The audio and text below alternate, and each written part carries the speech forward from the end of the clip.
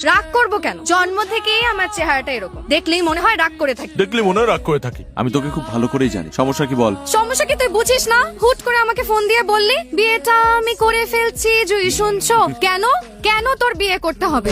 তুই মাত্র 2 দিন হলো পড়াশোনা শেষ করেছিস, তুই একটা ভালো চাকরি করবি, তুই নিজের ক্যারিয়ার করবি, এস্টাবলিশ হবি, তা না বিয়ে করার জন্য পাগল হয়ে গেছে।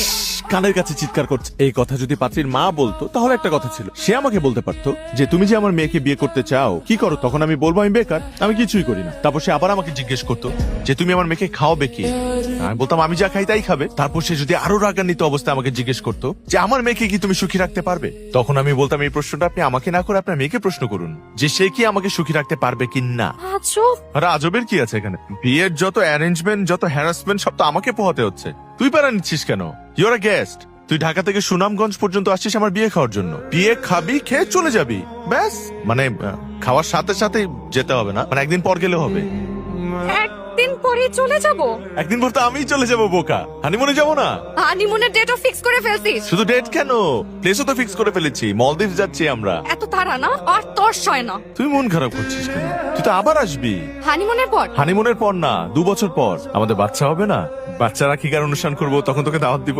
আমি তোর সাথে ফ্রেন্ডশিপ করেছি 2 দিন পর পর তোর দাওয়াত খাওয়ার জন্য। আমি গেলাম, তুই এখানে থাক, আর যাওয়ার আগে আমি তোকে অভিশাপ দিয়ে গেলাম বিয়ের মধ্যে তোর বিয়েতে যেন খাবারের শর্টেজ পড়ে। আচ্ছা আচ্ছা। আর যারা খাবার খেতে আসবে প্রত্যেকে যেন তোকে ছোট লোক বলে গালি দেয়। তোকে বলবে ছোট লোকের বিয়ে খেতে আসছি।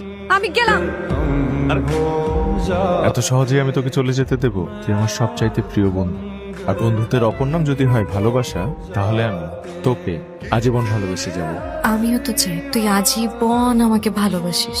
তুই কেন বুঝতে পারিস না যে আমি তোকে কতটা ভালোবাসি? প্লিজ একটু বোঝার চেষ্টা কর। আর শোন, আমার বুকের ঠিক এই পাশটায় তোকে আমি যত্ন করে আগলে রাখবো। এই পাশে না, এই পাশে। কেন, এই পাশে সমস্যা কি? এই